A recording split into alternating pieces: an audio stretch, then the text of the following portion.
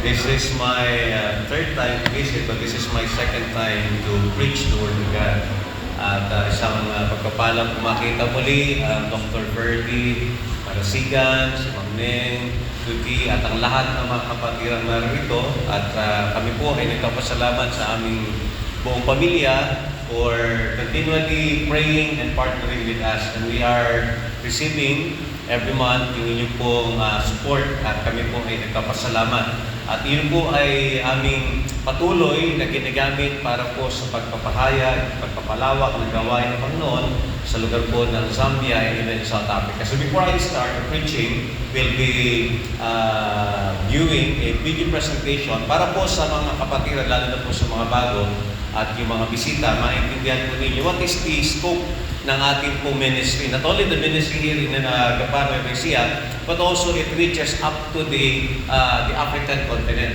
I am pastoring a church in Rodriguez Rizal for 14 years before I surrendered to be missionary in the continent of Africa. So manunod po tayo, and this is the product of your mission giving.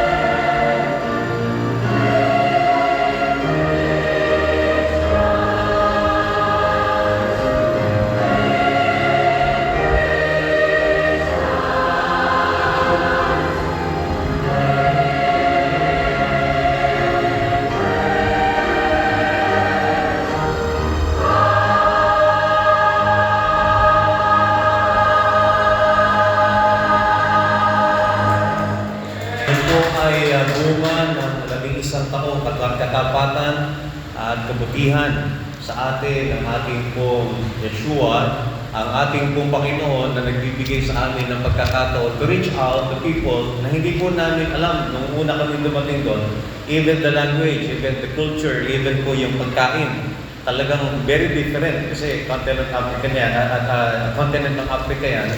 And sa biyaya ng Panginoon, our whole family, mula po sa aking panganay na ngayon po ay missionary na rin po sa Africa. Yung nag-iisa kong anak na lalaki, siya po i-graduate din po ng ating pong Kingdom Culture Theology. Siya po ang pastor na ngayon ng aming simbahan at ang aming simbahan po ay magdaraos ng ika-27 taong katapatan ng Diyos. Yan po yung biyaya, 27 years of faithfulness, and even the blessing is that also it was extended in the country of Zambia, in Malawi, in DR Congo, in South Africa. Just recently we have sent out missionary to Malawi. We'll be starting a ministry in Blantyre.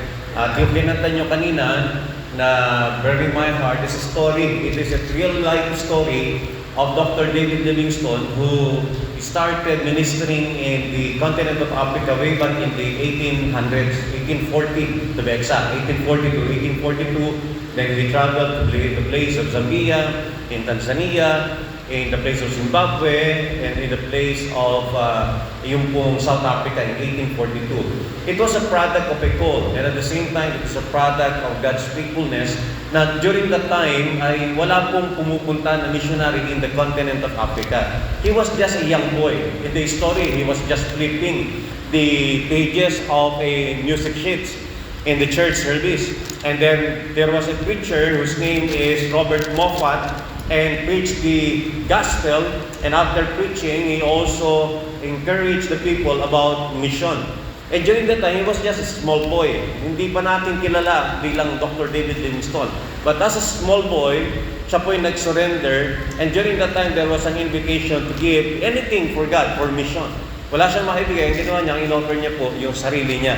In the front, he prayed, and he said that during that time, when he surrendered his life, ay full na yung kanyang buong buhay ay gamitin ng Panginoon.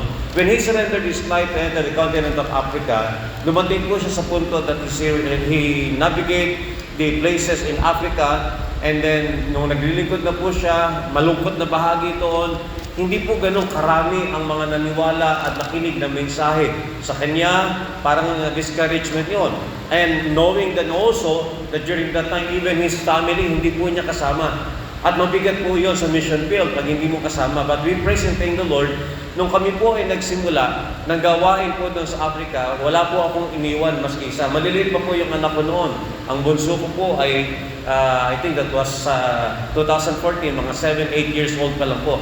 Pero yung mga anak ko po mula doon sa panganay na missionary na, yung lalaki ay pastor na rin, yung pangatlo po, yung pangapat, panglima, lahat ay nag-surrender sa Panginoon. And in 2014, we praise and thank the Lord na yun po ay naging bahagi ng aming buhay, at we praise and thank the Lord na yung great shepherd dito po sa church na ito partner with us not only financially but also academically, because we have our extension of the ministry by God's grace, yung pagtitiwala po ng ating pong butihing Pastor, President, CEO na Kingdom College of Theology Asia Pacific now is in Africa. So I am the Executive Vice President of the BCTAP, RGS, ng continent of Africa, and it reaches now, in the month of November, meron po kaming graduation. Kaya nag-uusap po kami ni Ma'am Ning, mga 50 po ang graduate doon. Sana nga makapunta ang mag-asawang Pastor Ferdy at si Ma'am Ning. Alam naman natin, mas maganda po pag yung presensya ng ating po mga leader nandoon din. But we praise and thank the Lord that opportunity that we can say, nothing is in vain. Wala pong nangyari na sabihin natin na sayang. Sa inyong panalangin, pagbibigay, walang sayang po. Lahat po ay nagbunga. Pag nakikita nyo yung mga nag-surrender, meron po kaming 2 African missionaries na bunga po ng Bible College natin doon. They graduated in 2018. We started in 2015. At nagsimula kami, walang ibang professor, walang ibang magtuturo. Ang ginawa namin, ako lang muna, umaga, hapon, gabi, tapos si Dr. Felicilda, then other local pastors, Ngayon po, sa biyaya ng Diyos ay may 3 satellite na po siya sa lugar ng Africa. It reaches even South Africa, and now we have just recently, we have around 12 graduates in DR Congo. Also, partnering with Dr. Felicilda, and also yung ating pong ministry doon ay nakapag-reach out na malalaking organization which is focused mainly on church planting. The church that you have seen in the video presentation ay yung pang-anim na po. And just recently, we started another church. It is in Chibombo. Chibombo yung lugar. That is 32 kilometers away from our place. And that is yung aming afternoon service dun po ginaganap. So, para kang nagbiyahe from our place to Cavite. Ganun kalayo. Balikan po kami tuwing Sunday. At lahat po ng iyon ay dahil sa kabutihan po sa atin na walang iba ng ating Panginoon, kasama na rin po yung panalangin ninyo. Tayo po itinindig sa pag-aaral ng salita ng Panginoon. To Dr. Ferdinand Marasigan, Doc, salamat sa privilege. Ma'am Neng, salamat po.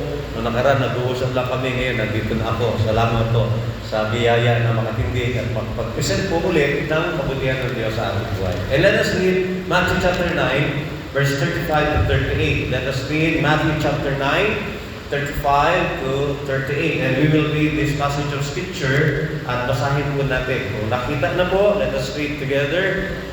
Ito po ay mag-start ng verse 35. And let us read together. Ready, go.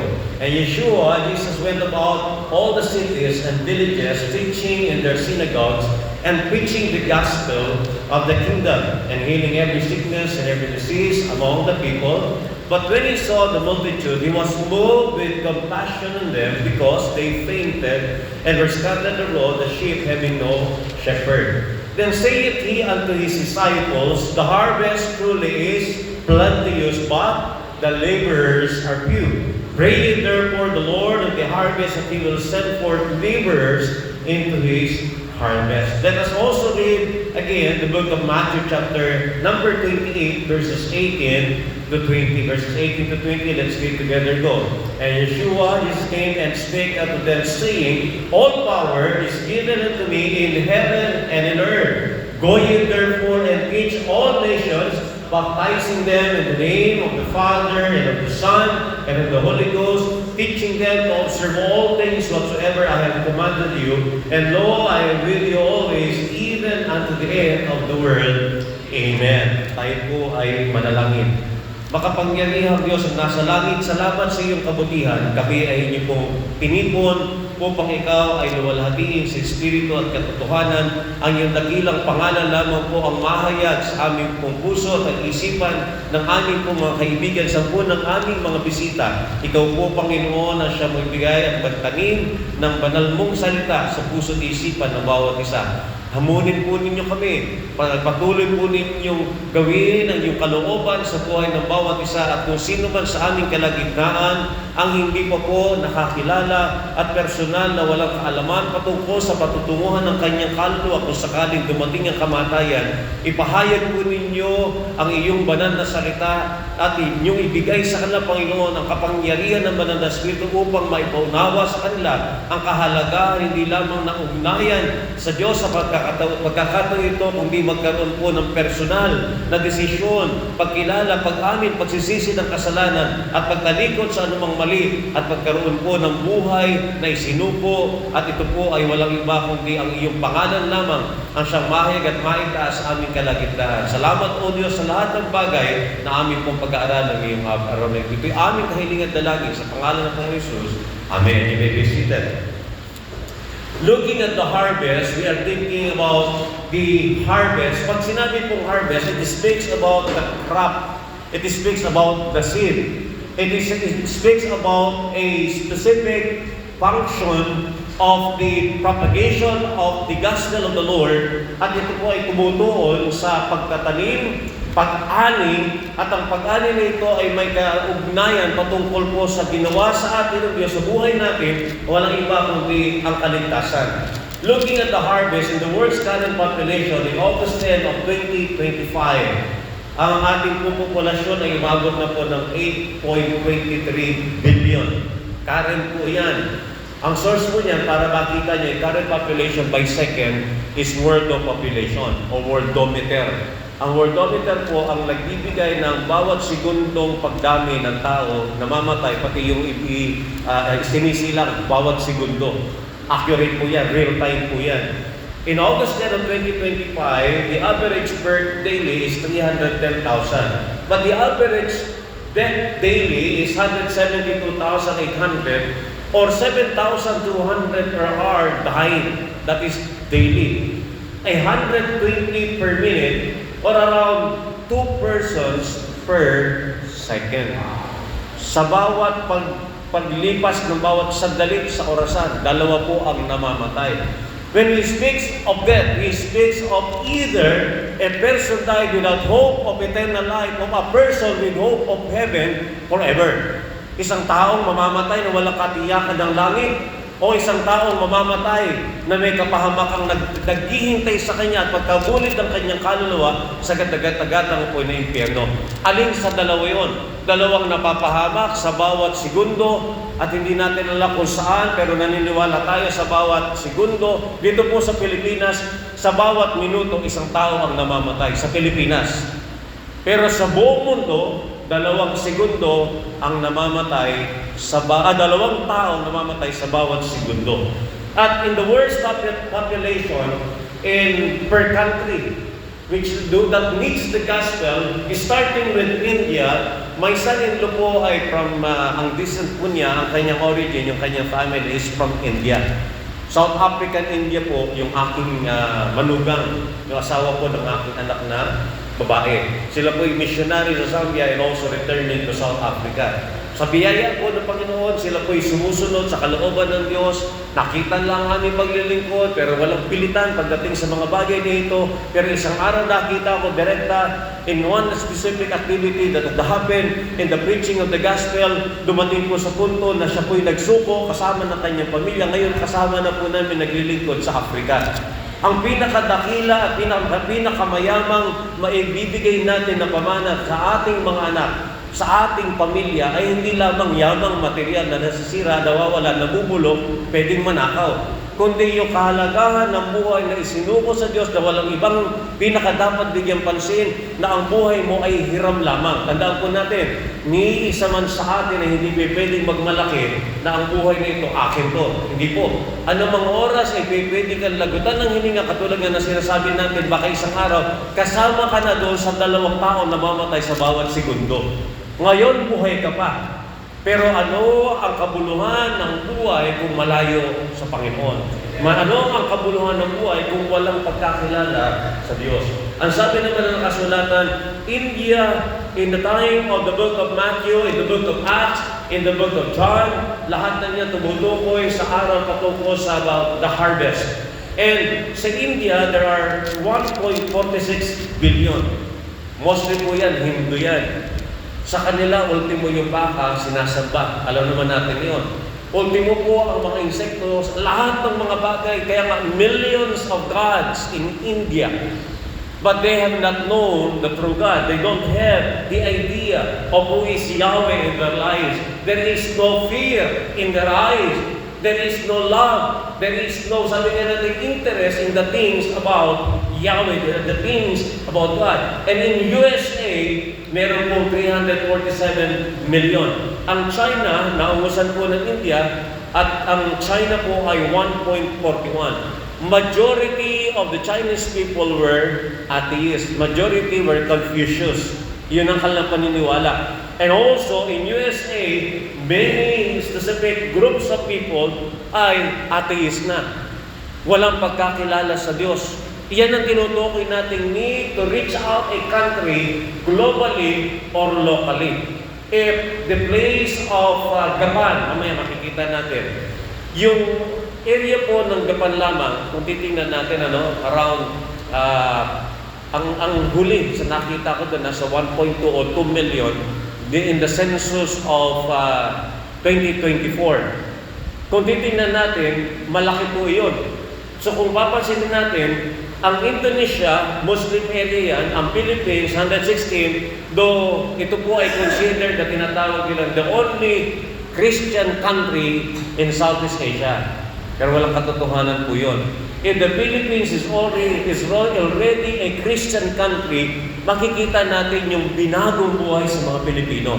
Pero makikita natin whether anumang rehiyon, probinsya ka magtungo, makikita natin ang buhay ng tao ay pasama ng pasama.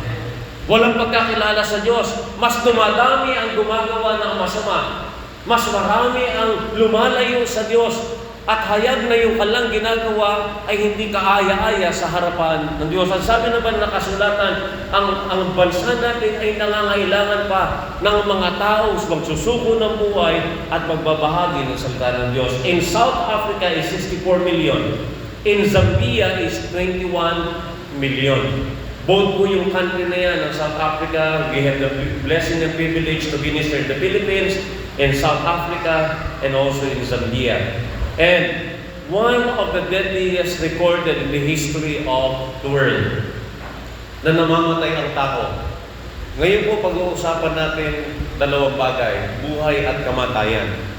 Pag-abot ng kaluluwa, pagbabahagi ng salita ng Diyos, pagtatanim ng mga tinatawag natin pong simbahan sa mga lugar na wala pang pagkakilala sa Panginoon. The deadliest day in the recorded history of the world is in January 23 in 1556. Ito pong record na ito, on that particular day, wala pang buhay sa sino man sa atin noong time na yun. But it was recorded in the history that China was struck of a very terrible earthquake and it claimed, one day lang yan ha, pero ito hindi ito basta one day lang, sabi ng Bible, in a split seconds, in a minute, in an hour, it kills 830,000 people. Isang earthquake lang yan. Yung pagganig na yan ay, ito po ay pumatay o kumitil ng buhay, 830,000 individuals. And also in tsunami in 2004, medyo ito, malapit sa atin ito.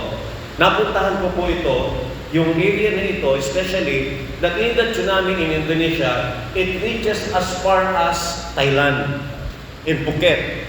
Napuntahan ko yung lugar kung saan yung nagkaroon na tinatawag natin yung mataas na tubig na tumabon sa maraming tao doon sa dalampasigan ng Thailand. At tinitingnan nila yung lugar na ito, yung araw na yon, napakaganda ng panahon. Maaraw. That was December 24. At nakita nila na walang anumang sinyales na mayroong magkakaroon ng tsunami. Noong nakaraan lang po, nagkaroon ng tsunami doon sa may Russia, in between Russia and America. Pero hindi ganun karami ang namatay. But in 2004, yung tsunami po nito that hits Indonesia, which is second in the rank of the number of lives died na po in just one day. Hindi lang isang araw yan, kundi segundo, minuto, oras, pero maraming namatay. 230,000 people died, losing their lives in just a single day. Ano po ang mensahe sa atin yan? Ito pa. 5 segundo, 70,000 ang namatay.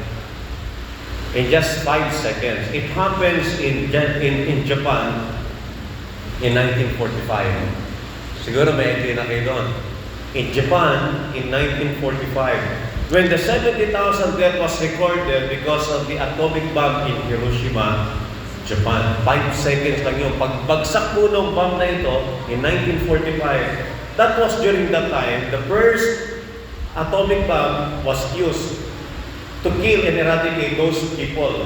They don't want to surrender. During that time, it was during the time of war. But it was told a little boy, ito pong bomb na ito, was dropped in Hiroshima, and it was a 15 kiloton bomb, the equivalent of 15,000 TNT. Say yung 15,000 pieces of dynamite. Ayan ang ano yan. 15,000 of dynamite ang katumbas niyan. At iyan po ay, hindi rin na, in just 5 seconds, namatay po ang 70,000. Then, there is no surrender in Japan. Inulit. At ito po yung nangyari in Nagasaki. One of the saddest and the loneliest history of the death of mankind that had happened in the history of the world. Anong pinag-usapan natin yan? Death of people, death of lives, in just seconds, nangamatay sila. The Patman, it was called the Patman bomb used in Nagasaki. And in Nagasaki, there was a mushroom picture that was taken. Yan. It happened that it was accurate approximately in August 6, 1945. So kung bibilangin natin, parang 80 years back, nangyari ito. Nagkaroon na po sila ng hindi pwede sabihin celebration memorial of the death of too many people in August 6, 1945 in Hiroshima, Japan, killed 80,000. And the second bomb that was released in Nagasaki in August 9, kahapon, that was 80 years ago. The second bomb was dropped in Nagasaki, and the effect of the second bomb is more devastating. And it kills 150,000 people just in 5 seconds. Worst po yan. Wala ka pa nakikita ganyan na sa loob ng 5 segundo makapapatay na ganun karami. And because of that atomic bomb. Extremely because of temperature and radiation cause more long-term damage.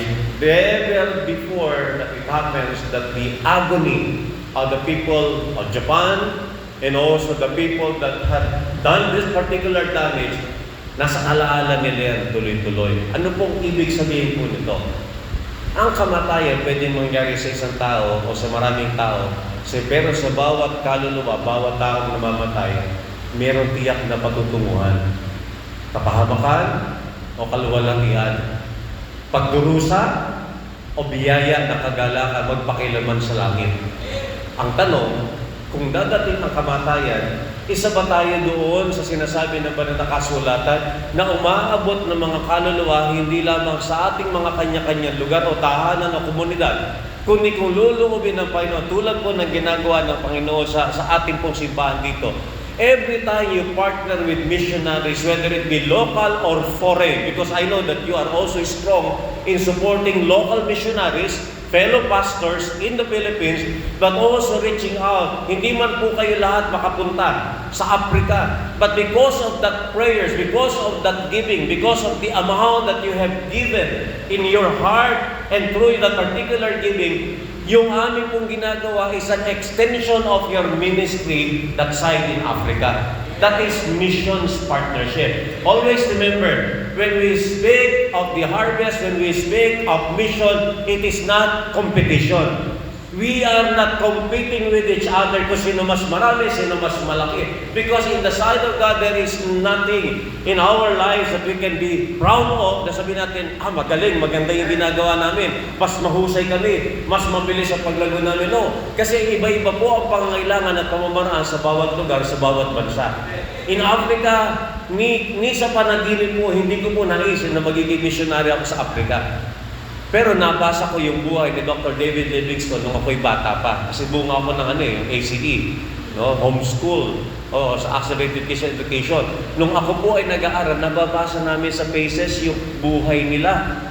Hindi ko akalain na isang araw, matutungtungan ko yung mga lugar na tinapakan niya. Minsan mararamdaman mo ang pangangailangan pag napunta ka sa lugar na iyon. Maaring ngayon, kinikinita nyo lamang yung, ganun pala ang itsura ng mga tao doon sa Zambia o sa South Africa. Kasi yung nakita nyo po is 2 countries po yan, South Africa at saka Zambia. Tapos meron na rin po kayo nakita doon sa mga picture na nakita nyo kanina, may taga Malawi doon, may mga taga Congo po doon. Ibig sabihin, yung iniisip nyo lang dati is 1 country, pero nilagay kami ng Panginoon ngayon, we are reaching even in England. Before we are recipient of missionaries from America, before we are recipient of missionaries from England. Dr. David Livingstone is from England, sent to the country of in the continent of Africa, same as missionaries that I got saved under the ministry of an American missionary. They were sent out to the Philippines, and by the grace of God, yung mga Pilipino po na dating tagatanggap ng mga missionary ngayon, we are now one of the strongest mission sending country in the whole world. Ang Pilipinas. Kaya po yung bawat binibigay, pinapanalangin natin at mas maganda rin po minsan nakakasama ninyo, nakikita ninyo, naririnig ninyo yung missionary. Hindi nasa screen, kundi physical. Kaya po, it is always our joy not only to visit a partner like you, because in the ministry of mission, it is not tinatawag po natin yung not just partnership, but also it is cooperation. So we can see here that the world's current population at 8.23 billion, the people died of hunger, all the world, is 22,500. People died of alcoholism. People died of alcoholism. 242,859, that is yearly.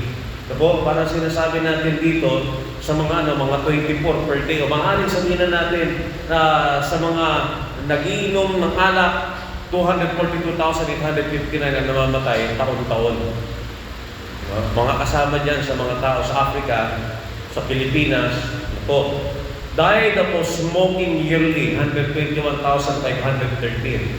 Death by road accidents daily, 2,725. Worldwide po yan. Ang namamatay sa road accidents, 2,725. Looking at the world's harvest, in August 10 of 2025, 8.23 billion. Don't you know that the money spent for illegal drugs alone per day is 806 million? That is per day. $806 million ang pera sa droga. At yan po ay bawat araw sa buong mundo. 19.4 trillion this year ang sinusunog dahil sa drugs o illegal drugs na napupunta sa pagsira ng buhay ng tao. Samantalang magkano po ang ni-spend natin para sa gawaing misyon compare sa mga pagsira ng tao. Yung iba namumuhunan sila para sumira ng buhay. Pero tayo po yung misyon, namumuhunan tayo sa pagbabago ng buhay. Namumuhunan tayo para mabago yung isang bansa. Namumuhunan tayo para maabot yung mga nasisirang mga pamilya. Yun po ang essence bakit may mission. Yun po yung essence bakit may gospel propagation. Bakit po tayo umaabot? Hindi naman natin sila kaano-ano. Wala naman tayong pakialam sa kanila sapagkat hindi natin sila kalahi. Pero pagdating po sa gawain ng Diyos, hindi pwedeng tayo po ay hindi kabahagi. Ano man ang lahi, saan man bansa yan, ano man ang lingwahe nila, saan man sila naroon, bawat isa sa atin dapat tayo bahagi sapagkat iyan po ay utos ng Diyos. Una makita po natin ang sinabi ng Matthew chapter 9 verse 36. Sabi po ng Matthew chapter 9 verse 36, number 1, ang title po ng ating mensahe is The World in the Eyes of Yeshua. The World in the Eyes of Yeshua. Number 1, mission reminds us of the severity of the harvest. Mission reminds us of the severity of the harvest. In Matthew chapter 9 verse 36, why do we use the word severe? Ang ibig sabihin po niyan, during the time when Jesus saw the multitude, when Yeshua saw the multitude, He was moved with compassion on them. Because they fainted and were scattered abroad as sheep having no shepherd. The word severity means it is the state of being demanding. The state of being demanding. The word demands us to go forth. The scripture tells us to go. And the word go is imperative. It is a command. It is not a request. Pag sinabi na humayo, hindi po ito pakiusap. Ito yung utos. At ang utos, pag sinabing command in the military terminology, hindi po yan nakikiusap. Walang commanding officer na nag-uutos, sige na naman. Walang ganon. Sa military, hindi makikiusap yan. Sa military, it is a command. It is imperative. And it requires action. Hindi pwedeng may utos pero walang gawa. Hindi pwedeng may utos ng Diyos at naghihintay tayo ng panawagan samantalang may utos na nahumayo. Yan po ang problem minsan even in our church. There were some people, men, young people, families, women, ladies, tandaan natin even in the realm of mission. May mga tinatawag po ang Diyos sa atin na mga kababaihan. Meron na po tayo mga missionaries na mga kababaihan. Meron po tayo mga young people na nag-surrender. Sa tamang panahon, sila po'y nagsuko ng buhay at naging pastor sa murang edad. I started preaching the Word of God when I was at the age of 16. I started surrendering my life to be a full-time pastor at the age of 20. And that was yung period na yon nung nagsisimula kami, maraming tao habang nangangaral ka, parang hindi ka nila paniniwalaan. Bakit? Kasi napakabata eh. Pero alam natin, sa panawagan ng Diyos, hindi pwedeng sabihin natin, tsaka na lang. Pag matanda na ako, Kapag graduate na ako ng Bible School, kapag marami na akong alam, hindi po. Simulan mo habang ikaw ay mayroon nakikitang mga pwedeng punan sa gawain ng Diyos at sa pwede mong gawin sa paraan na ikaw ay gagamitin sa paraan pwede sabihin natin nagsisimula lamang sa pagbibigay ng mga gospel tracts. Nagsisimula sa pagdalaw kasama yung pastor. At yung pastor ng panahon na nagsisimula kami ng mga bata, taga-bitbit lang po ako ng hymnals. Taga-bitbit lang po ako, taga-pagpaawit lang po ako sa good news. Minamatyagan ko, tinitingnan ko, pinag-aaralan ko paano ginagawa. Ngayon hindi ko alam na isang araw tatawagin po ako sa gawaing misyon. At na nag-surrender po ako, nakita ko kung paano nila ginagawa, yun lang, tagasunod. At tumisan, sinasabi naman ng kasulatan na ang pinakamahalaga ay makita natin yung pangangailangan katulad ng nakita ng Diyos. Ang sabi ng Bible, but when He saw the multitudes, He was moved with compassion on them. Compassion is putting love into action. If we love the souls of man, if we love the souls of the people from Nueva Ecija, if we love the souls of particularly in the municipality of City of Gapan, o sabihin natin sa mga lugar na kung saan ay gagamitin tayo ng Diyos, at sabi ng Bible, they fainted and were scattered about the sheep, having no shepherd.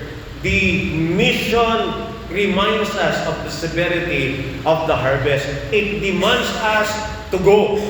It requires us to do things according to the will and plan of God. Number 2, mission reminds us of the scarcity of laborers. Una, the severity of the call of God. Yung demand. Kailangan po ng mga manggagawa at ang kailangan po ay mga matatapat ng mga manggagawa. At hindi lamang basta mga manggagawa, kundi yung alam nila sa kanilang sarili, sa kanilang puso na may panawagan sila, pero handa nilang iwanan kung ano man ang meron sila. Nang tawagin ng Diyos ang lahat ng mga alagad, lalong-lalong the time, when He is calling those disciples, they were actively involved in their professions. One was called as a person who is, during that time, a tax collector. Maaari itong tax collector na ito, maaari ito yung certified public accountant, maaari itong tao na ito yung mayaman, at maaari itong tao ito yung kilala, pero nang tawagin siya, agad-agad niyang iniwan ang kanyang profesyon at sumunod. At ang isa naman ay isang manggagawa, at maaari itong manggagawa na ito, sila ay mga abala sa kanilang mga business, and they were fishermen. Nung tawagin sila, agad-agad lang iniwan ang kalahanap buhay at sumunod. Maaari rin sa atin dito, ang tawag po namin kuminsan mga manggagawa na overstaying na sa kanilang simbahan. Ano po ibig sabihin ng overstaying? Matagal na po may pangangailangan pero ayaw lumabas o ayaw sumunod sapagkat natatakot paano yung aking hanap buhay, paano yung aking pamilya. Pareho lang po tayo na nasa isip. Nung nag-surrender po ako ng aking buhay, ako po ay isang marine engineer. So seaman po ako by profession, pero hindi ko inisip kung ano yung mangyayari sa aking buhay, sa aking pamilya. Pero never po ang Diyos nagkulang sa aming buhay mula noon hanggang sa ngayon. Nilagay kami sa mga lugar na hindi ko akalaing mapupuntahan namin sapagkat sabi ko, nung time na nag-surrender ako, ang iniisip ko doon, hindi na ako makakalabas ng Pilipinas. Alam niyo po kung ano yung unang lugar na pinagmisyonan po namin, bundok. Na hindi ko po alam na yung lugar na iyon ay paraan lamang upang ako ihanda sa isang mas malawak na gawain na akala ko yung bundok na iyon, nung pala, mas bundok pa yung pupuntahan namin sa Afrika. Iyon naman pala ay preparasyon upang dalhin ako sa mas malawak, mas masasabi nating mahirap, pero tandaan po natin, kapag ang Diyos ang tumawag sa atin at nilagay tayo saan mang dako, hindi siya magpapabaya at hindi siya magkukulang. Kailanman hindi nagkulang sa atin ng Panginoon, saan mang dako tayo dalhin, hindi siya magpapabaya. Hindi niya pahihintulutan ang kanyang matatapat na anak na mamalimos, na ang kanyang mga anak ay magutom. Kapag ang tao ito ay magsuko ng kanyang buhay kasama ang kanyang pamilya, hindi sila pababayaan. It reminds us that God will give us and His provision is always sufficient. God's supplying is always sufficient. In Matthew chapter 9 verse 36, we can see He was moved with compassion. Number 2, mission reminds us of the scarcity of laborers. Ano po ang sabi doon? Yung word noon that they are scattered abroad as sheep having no shepherd. We need shepherd. We need someone who will reach them. Scarcity means falling short of an essential or desirable amount or of number. Out of the 1.46 billion population of India, ilan lang po ang missionary na nakakapasok ngayon dyan? Alam niyo po ang current situation ng India sa ngayon? Hindi na po na-allow ng mga missionary na makapasok. Marami po sa mga missionary na nakapasok doon, pinauuwi na po. In China, the same. May mga missionary na nasa loob, pero ngayon po, pinauwi na. May makapapasok man dyan, pero napakahirap. That even ang hope na lamang dyan, though the word of God that was planted in the country of China and the people who got saved in that particular country, now we can see that the most number o most Christians sabihin natin o most laborers na nagsusuko ng buhay, bagamat sabihin natin Chinese sila, ay nandun pa rin sa China. Bakit po? Yung mga nataniman ng salita at ang lahat ng mga nakapakinig na salita ng Diyos, ang sabi naman ng sila ngayon ang umahayo at sa biyaya, sila po yung nagbabahagi, maski mahirap. Sinusunog ang mga simbahan. And at the end of this particular message, I will give you a story of those missionaries who surrendered their lives, and even during the time of their surrender, pinatay sila sa mission field. Pamilya nang mawala, nangamatay. Pero hindi tumigil doon ang gawain ng misyon. Nagpatuloy at marami pong nagsuko ng buhay sapagkat mayroong mga nauna, katulad din po ng Africa. Dr. David Livingstone became sabihin natin, pathfinder. He prepared the way for the missionaries to enter. Pero sa record po, alam niyo po ba, there were only 2 recorded persons na naabot, na kilalang tao na talaga naging bunga. Pero si Dr. David Livingstone, hindi siya katulad na sinasabi na there were thousands of millions of people got saved. Merong mga missionary na thousands of people talaga na saved. Millions ang naabot. Pero siya, prominently, 2 name lang ang lumalabas at hindi pa masyadong sikat. Pero nung namatay siya, ang sabi niya, kung sakaling ako mamamatay dito sa mission field, ang sabi niya, dalhin ninyo ang aking katawan pabalik ng Inglaterra. Pero lagay ninyo ang aking puso, ibaon ninyo sa Africa. And literally, his heart was removed and was buried in the continent of Africa. He is an Englishman with an African heart. Diba? Bakit? Hindi pinag-uusapan doon na hindi ko yan kalahit, wala akong pakialam dyan po. Maski ano pong lahi yan, minsan, maski tao, maski kaaway mo, maski kapitbahay mo, lagi kang iniinis, may kaluluwa yan, abutin mo.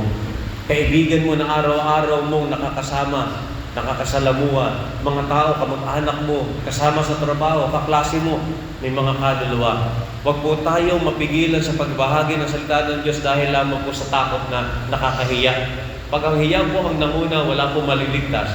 Sapagkat kung lahat ng Kristiyano magiging tahimik sa pagbabahagi ng Ebanghelyo ng Panginoon, wala pong mangyayari. There is a need for more missionaries, for more evangelists, for more pastors, for more missionaries to enter. And they fall short of an essential and desirable amount. That is why the harvest truly are plenteous, but the laborers are few.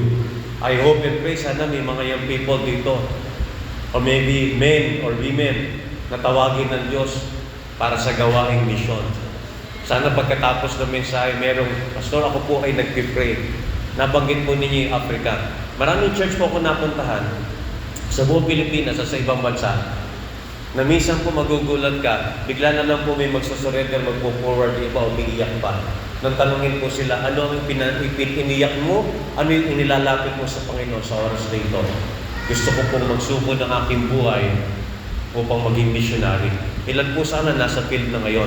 We have 2 missionaries that is a graduate of our Bible school in Africa. Sa biyaya po ng Diyos, ang isa ay mag-start ng gawain sa Malawi, ang isa po ay mag-start ng gawain sa lagar po ng Zambia. We sent out a missionary in Essex, England. Product po siya ng mission po namin doon sa Zambia.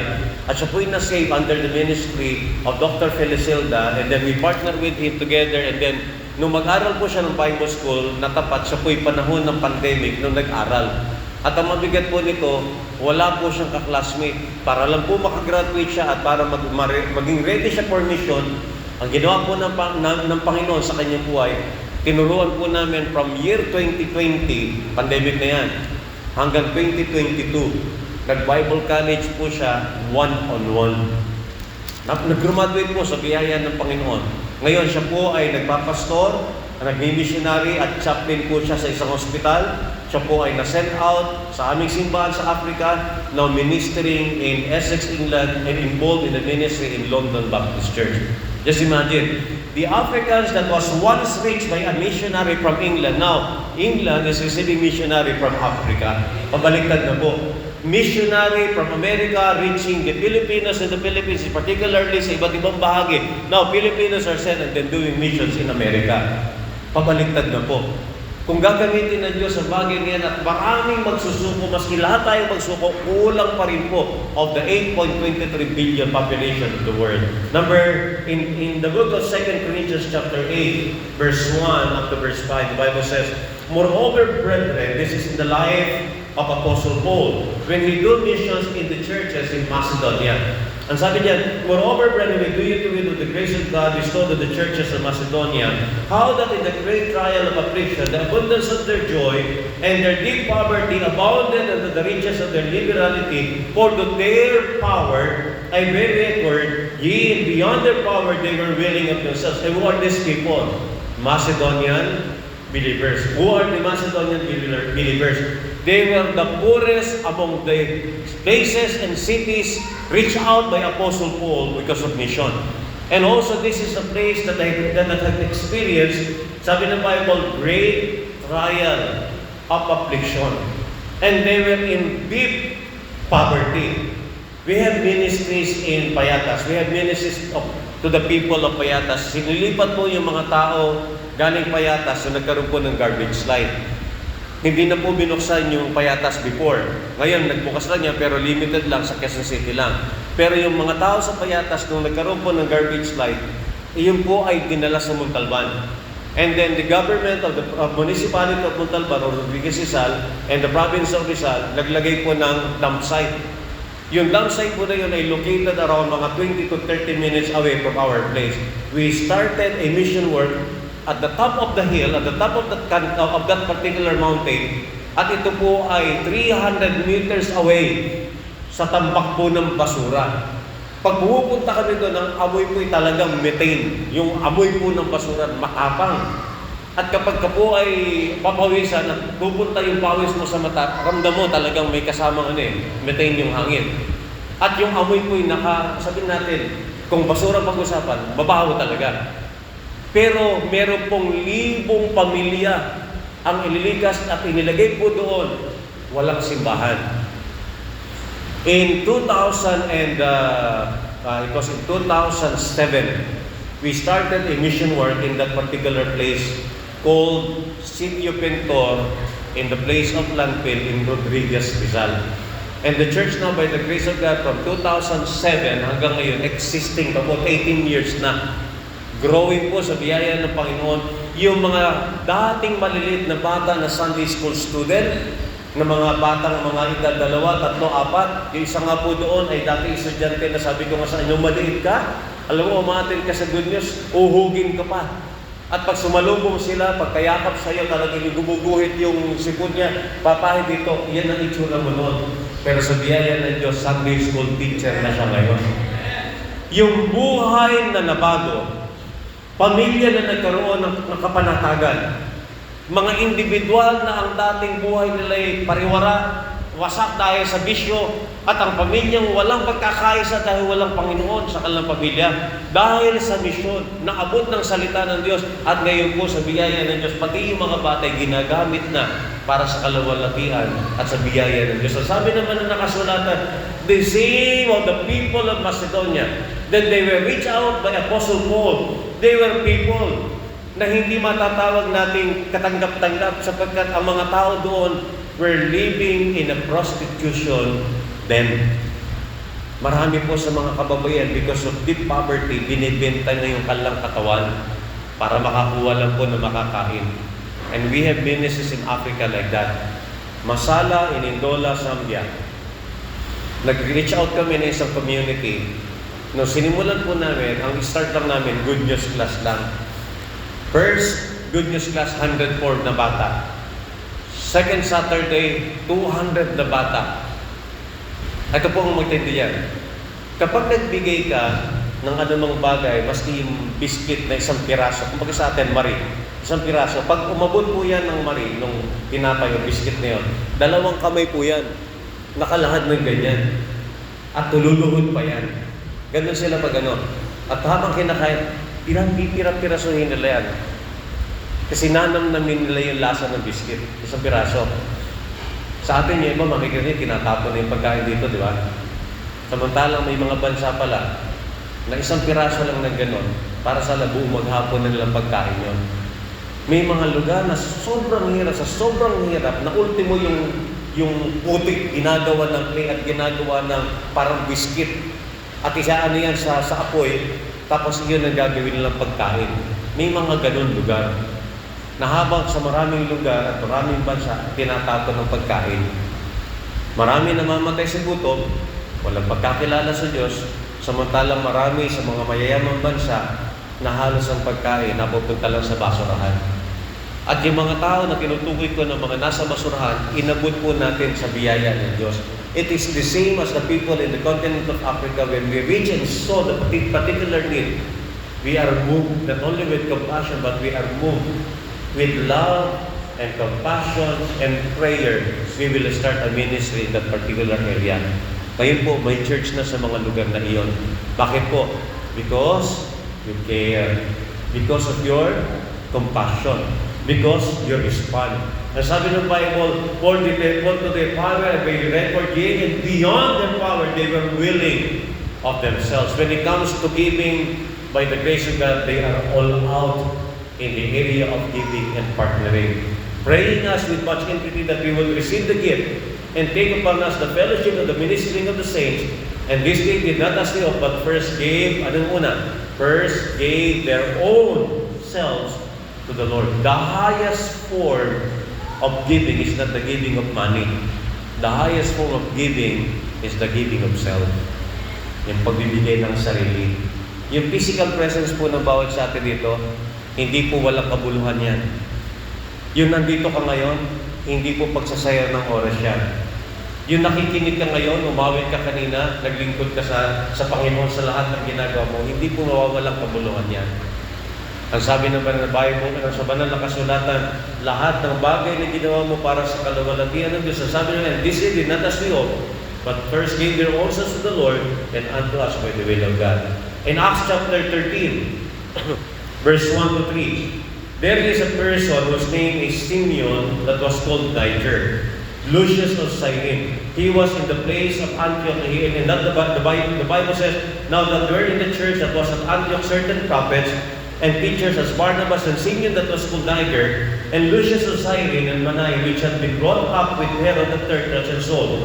And as they ministered to the Lord and fasted, the Holy Ghost said, separate me Barnabas and Saul for the work that unto I have called them. And when they had fasted and prayed, and laid their hands on them, they sent them away. Puntahan po natin, nabanggit po yung pangalang Simeon sa Cyrenian. Naalala po ninyo nung si Jesus Christ, sabi ng Bible, siya po ay pinarusahan at inilagay po sa kanyang balikat at ipinasal ang krus. At lalakad siya in the street of Dolorosa, and then while walking the street of Dolorosa, all the way going to the place of Golgotha, hindi niya na kayang buhatin. Sa sugat, hirap na tinamasa niya. Ang tandaan po natin, while he was during the time persecuted and during the time that he was interrogated and all the lies na binigay sa kanya, lahat na yun, and even the whip, yung ginawa sa kanya na siya hinataw, at hindi lamang po yun, that particular yung lahat ng mga sima na tumama sa kanyang katawan, na naglasog-lasog yung kanyang bahagi ng kanyang katawan, ng kanyang likod, ng kanyang tagiliran, at yung kanyang mukha. Sabi ng banal na kasulatan, walang kagandahang makita sa kanya. He was talagang inilagay sa kanya ang lahat ng pasanin ng hirap at kahihiyan. At nung kanyang binata at binuhat na yung cross, ang sabi naman na kasulatan na ilang beses siyang nadapa at kinakailangan ng merong isang papasan. Someone from that crowd just watching and looking, and at the same time, waiting for an opportunity kung anong pwedeng gawin. Alam niyo nung tayo kung sino yung pinakahalilit at mag-carry ng cross, they called Simeon the Cyrenian. He is the same person who bear the cross and took the cross, helping the Lord Jesus Christ. And during that time, he was a person from North Africa, si Simeon the Cyrenian, Libya near Niger. He was available to carry the cross of Jesus when he is physically exhausted and in pain due to the scourging, the whipping done to him by the Roman soldiers and bearing the cross. He is there following Jesus and was focusing the road to the crucifixion, became one of the pioneers. He is just laying and he was there just carrying the cross. But during the time when the Antioch church was started, Simeon the Cyrenian, who carried the cross, is the same person who worked with Apostle Paul to start the church in Antioch. Hindi aksidenteng nandun lang siya. May plano na ang Diyos sa kanya, ano man ang nangyayari, ano man ang kalagayan, nandun na. Tayo po, bawat sa atin, may layunin ng Panginoon sa ating mga buhay. Hindi ka narito dahil aksidente nga punta ka lang dito. Narito ka, may layunin ng Panginoon sa buhay mo upang ikaw ay gamitin. Tinuturing ni Simeon the Cyrenian, out of the people na naroon, pwedeng Romano, pwedeng Hudyo ang gagamitin, pero sino pong ginamit to carry? It was an African man. Simeon from North Africa became the pioneer partner to the propagation of the gospel in Antioch and to reach out the Gentiles. Sabi nga na Acts chapter 13:45, so they being sent forth by the Holy Ghost departed unto Seleucia, and from thence they sailed to Cyprus, and when they were at Salamis, they preached the word of God in the synagogue of the Jews, and they also John to their minister. Number 3, mission reminds us of the sanctity of the call to the harvest. Yung una, he was moved with what? With compassion. Second, he was moved with conviction. We need more laborers into the harvest. Number 3, he was moved with consecration. Sabi na Matthew chapter 28, kanina nabasa na po natin yan, 18 to 20, about the Great Commission, and also the word sanctity means to set apart, to separate. In the Hebrew word, it means sanctification. It means holiness, hallowed, and separation.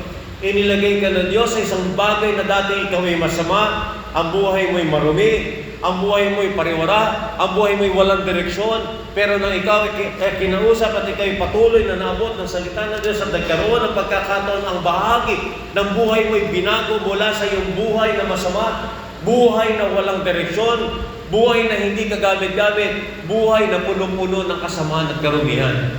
Pero sa kapangyarihan ng salita ng Diyos, ang Bible, banal na kasulatan, you are sanctified, you are set apart, separated. That is why this particular call is not a call from man, it is a call from God. Call from God. Therefore, as ye abound in everything, in faith and utterance and knowledge and in all diligence, and in your love to us, see that ye abound in this grace also. I speak not thy commandment, but thy occasion of the forwardness of others, and to prove the sincerity of your love. But when it pleased God in Galatians 1:15-17, who separated me from a mother's womb, and called me by his grace, to reveal his Son in me, that I may preach him among the heathen, immediately I conferred not with flesh and blood, neither went up I to Jerusalem to them which were the apostles before me, but when I went into Arabia, and returned again unto Damascus. Ang buhay po ng Apostol Pablo, yung buhay niya na dati siya persecutor of the Christians. Pero na siya inaligtas, ano po ang nangyari? A great preacher and missionary. And out of the 27 books of the New Testament, 14 of them was written by one man. And his name is Saul of Tarsus, a persecutor of the believers, public enemy number 1 of the believers of Jesus Christ. Pero na siya iniligtas, siya po yung all out. Ngayong ikaw ay Kristiyano na, hangad po na ang buhay may magamit para sa kaluwalhatian walang iba ng ating Panginoon. Panghuli, missions resolute us to surrender to the call to the harvest. It is a move with commitment. Ang kailangan po natin, faithful stewards, committed believers. Kung ikaw ay may bahagi na sa gawaing pag-aaki ng kaluluwa, magpatuloy lang po. Currently, I am one of the director and coordinator in Africa of the Operation Go. Ang Operation Go po ay isang gawain na malawak mula sa iba't ibang bahagi ng buong mundo. It was started before by Dr. David Wood. And Dr. David Wood presented that, and at the same time, ng time na magkaroon na ng Operation Go in Africa, kailan lang po nagkaroon po kami ng mga pag-akay, 128 the pastors, preachers, and missionaries ang na-involve po doon. Ano po ang goal niyan? Each believer, each pastor, every church will produce the same kind. Kung ikaw ay Kristiyano magbubunga ng mga tao sa kanyang pamilya, sa kanyang komunidad, sa kanyang pamilya at sa kanyang pamayanan na magiging Kristiyano din. At yung Kristiyano na ito mag-aakay ng kaluluwa, magdadala ng kaluluwa sa Panginoon. At sabi naman ng kasulatan, bawat isa ay humahayo at nagbabahagi ng salita ng Diyos. Ano pong nais natin doon? Nawa po sa atin sa bagay ito, hindi lamang po tayo maging tagapakinig, kundi magiging bahagi po tayo sa aabot ng mga kaluluwa sa iba't ibang bahagi. Hindi lamang sa bayan po na ito, maging sa buong Pilipinas. Ipagpatuloy po ninyo yung panalangin at pagpapartner sa mga gawaing mission, local man at maging sa ibang bansa. Your prayers, partnership, and your giving to mission is not in vain. Bawat kaluluwang pong nabahagi na ng salita ng Diyos sa Africa, may bahagi po yung Great Shepherd Baptist Church and Ministries. Yun po ay pinagpapasalamat namin. At yan po is a move with commitment. Surrender is a battle term. It implies giving up of all our rights to conquer. When an opposing army surrenders, they lay down their arms and the winners take control from then on. Surrendering to Yahweh God works the same way. Yahweh has a plan for our lives, and surrendering to Him means we set aside our own plans and eagerly seek His plan for our lives. Hindi na ikaw ang nabubuhay para sa iyong sarili. My life verse is in Galatians chapter 2 verse 20. Ano pong laman nun? I am crucified with Christ, nevertheless I live. Yet not I, but Christ liveth in me. And the life which I now live in the flesh, I live by the faith of the Son of God, who loved me and gave Himself for me. Ang buhay mo, tinubos at binigyan ka ng pagkakataon, makilala mo siya. Personal, at hindi lamang yan na maunawaan mo. Ang Panginoon sa Kristo namatay, nabiyubay sa krus ng Kalbaryo, tinubos tayo sa pamagitan ng kanyang banal na dugo. At ang sino man sa kanya sumumpalataya, hindi mapapahamak kundi magkaroon ng buhay na walang hanggan. Buhay na binago, buhay na punong-puno ng pagkapatawad, buhay na nilinis sa pamagitan ng kanyang banal na dugo. Na bawat sa atin hindi karapat-dapat sa langit na pangako ng Diyos. Pero sabi naman ng kasulatan, dahil sa kanyang habag, dahil sa kanyang biyaya, na ikaw na makasalanan at ako na isang makasalanan ay magkaroon ng buhay na wala hanggan sa pamamagitan ng pananampalataya sa kanyang ginawa doon sa krus ng Kalbaryo. At kung siya yung kikilalanin sa sampalatayanan at ibibigay ang iyong buhay at desisyon upang pagsisihan ng lahat ng iyong mga kasalanan, ikaw ay kanyang ililigtas. Ngayong umaga ito, hindi pa huli kung sakaling meron tayong mga bisitang naririto. Huwag mong pahintulutan, lalabas ka sa gusali ito nang hindi mo makilala ang tunay na layunin ng Diyos na nagbigay ng buhay sa iyo, kapangyarihan upang ikaw ay mabago sa panggitan ng habag at biyaya. Ang sabi nga na John chapter 3 verse 6, sapagkat kayo na lamang ang pag-ibig, pagsinta ng Diyos. Ang sabi ng Bible na ikaw, tayo na isang makasalanan, kung ikaw ay sasampalataya, ikaw hindi mapapahama kundi magkaroon ng buhay na wala hanggan. Sa Africa po, ibang lingwahe man ang pamamaraan ng pagbabahagi doon, pero salita ng Diyos, ang sabi ng Bible ay pareho pa rin ang kapangyarihan na iligtas ang sino man sa kanya'y sumampalataya.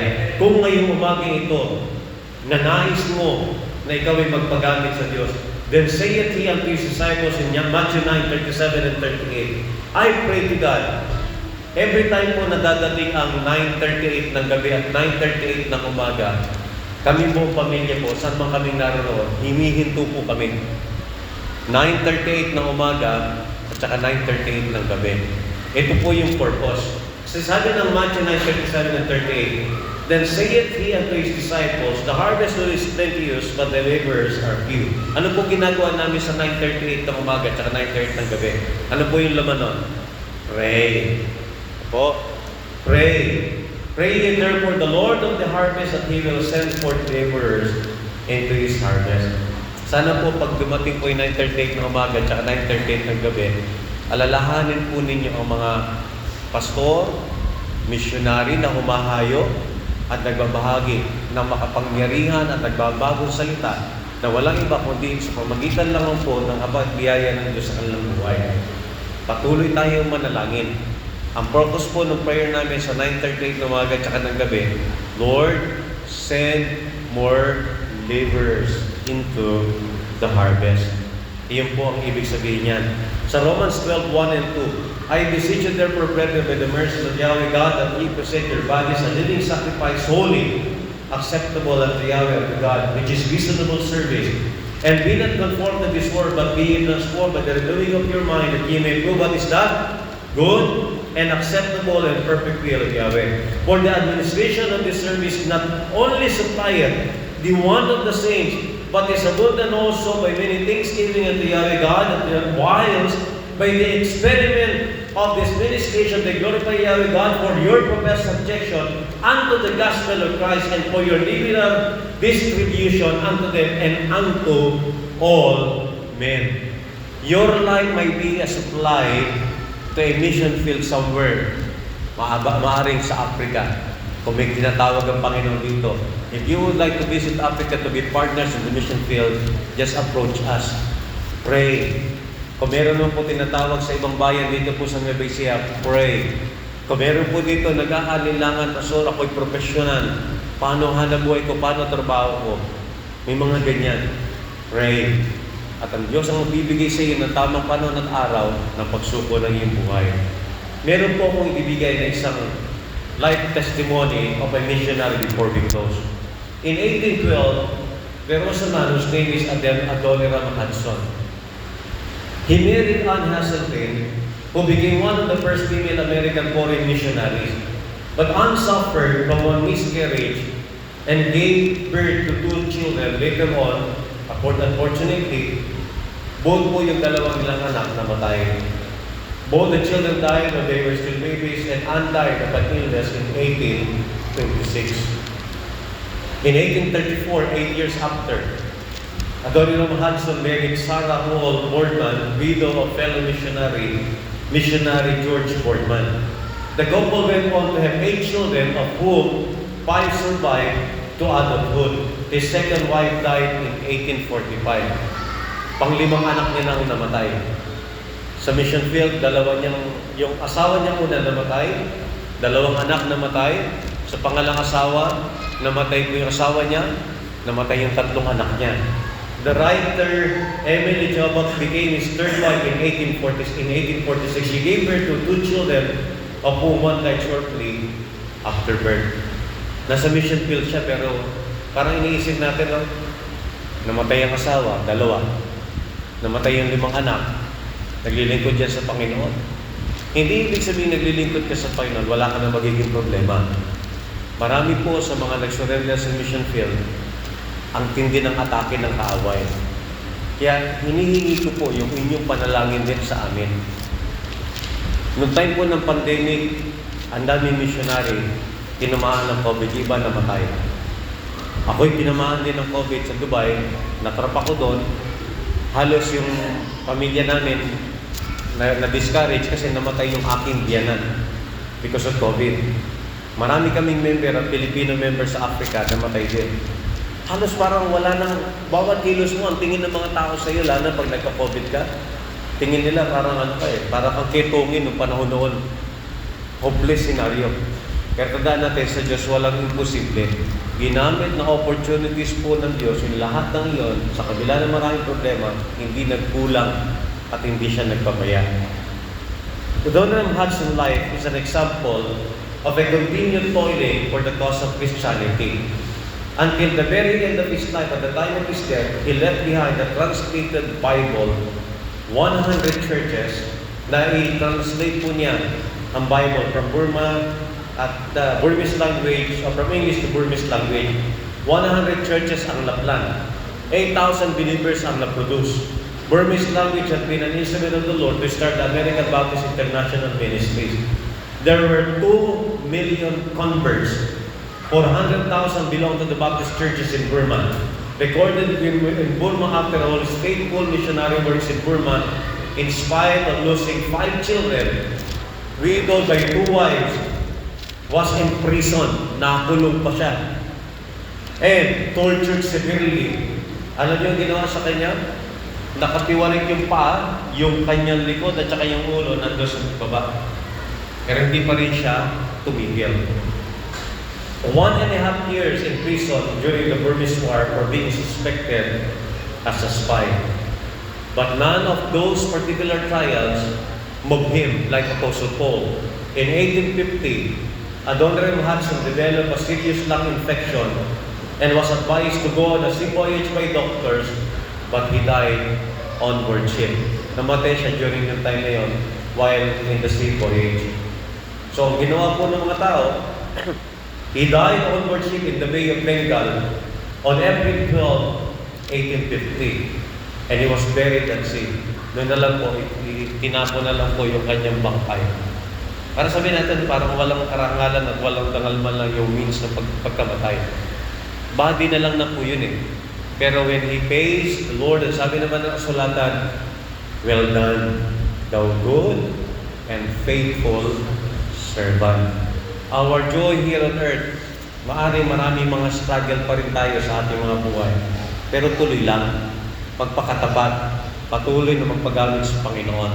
Ang desire natin, mula ngayon hanggang sa masusunod na mga araw ng ating buhay, huwag po tayong titigil sa paglilingkod. All our labor and our ministries here on earth is not in vain. Let us pray that the Lord of the harvest will send more laborers into the harvest. I hope and pray na meron po mag-surrender dito sa Africa. Kung meron pa so, sabihin ninyo, sama natin kagad. At kung meron mo mag-surrender even other parts of the world, kailangan namin ng missionary sa Zimbabwe. Kailangan namin ng missionary sa Namibia. Kailangan namin ng missionary sa Angola. Kailangan namin ng missionary even in Mozambique and Madagascar. We need more partners and missionaries in South Africa. We need more missionaries in DR Congo.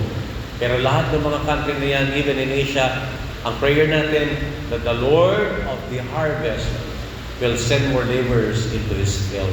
I hope and pray we continue on. Let's pray for one another and let's continue to be laborers together for the work of the Lord. Tayo kayo manalangin. Let us pray. Makapangyarihan Diyos na nasa langit, Ikaw lamang po ang aming sinasamba, pinapasalamatan sa oras na ito. Tulungan mo kami na gawin ang iyong kalooban, na sa lahat ng bagay na aming gagawin, Ikaw po lamang ang siyang mapapurihan. Patawad sa lahat ng aming mga pagkakasala.